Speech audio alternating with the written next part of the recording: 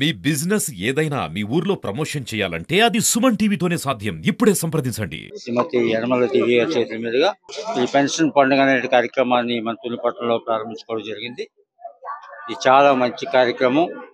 ఈనాడు గౌరవనీయులు చంద్రబాబు నాయుడు గారు ముఖ్యమంత్రి వర్యులు ఇచ్చిన మాట ప్రకారం ఈ పెన్షన్ కార్యక్రమాన్ని వాళ్ళ 4,000 రూపాయలు, గత బకాయిలు 3,000 కలిపి 7,000 రూపాయలు ఇచ్చేటువంటి కార్యక్రమం.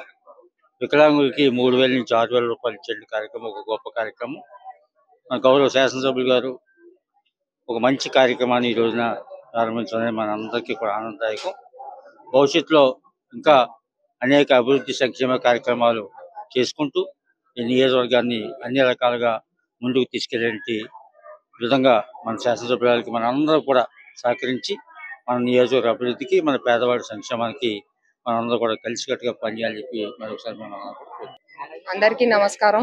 ఇవాళ పెన్షన్ పండుగకు విచ్చేసిన తెలుగుదేశం కార్యకర్తలకు, నాయకులకు, జనసేన నాయకులకు, వీర మహిళలకు, అలాగే బీజేపీ నాయకులు, కార్యకర్తలకు, పెన్షన్ తీసుకునే పెద్దలకు అందరికీ నా హృదయపూర్వక నమస్కారాలు. ఇవాళ ఎలక్షన్ లో ఇచ్చిన మాట ప్రకారంగా, హామీ ప్రకారంగా ఇవాళ పెన్షన్ పెరగడం జరిగింది. వృద్ధులకు 3,000 నుంచి 1,000 రూపాయలు పెంచి 4,000 చేశాం. అలాగే ఏప్రిల్, మే, జూన్ 1,000 కూడా 3,000 కలిపి 4,000 ప్లస్ 3,000 కలిపి ఇవాళ 7,000 ఇవ్వడం జరిగింది.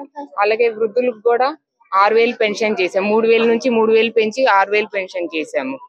ఈ సామాజిక పెన్షన్ అనేది తీసుకొచ్చిందే మన తెలుగుదేశం ప్రభుత్వం.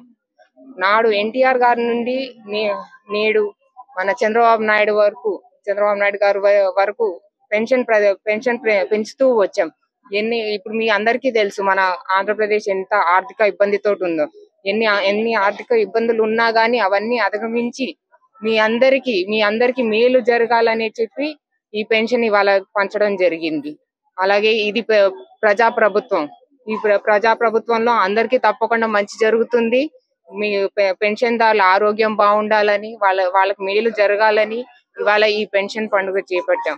ఇలాంటి ఎన్నో మంచి కార్యక్రమాలు తప్పకుండా రేపొద్దున రానున్న రోజుల్లో ఈ ఎన్డీఏ కూటమి ప్రభుత్వం, అలాగే మన జనసేన, మన టీడీపీ, మన బీజేపీ ప్రభుత్వంతో ఈ ఎన్డీఏ కూటమి ప్రభుత్వంతోనే సాధ్యం.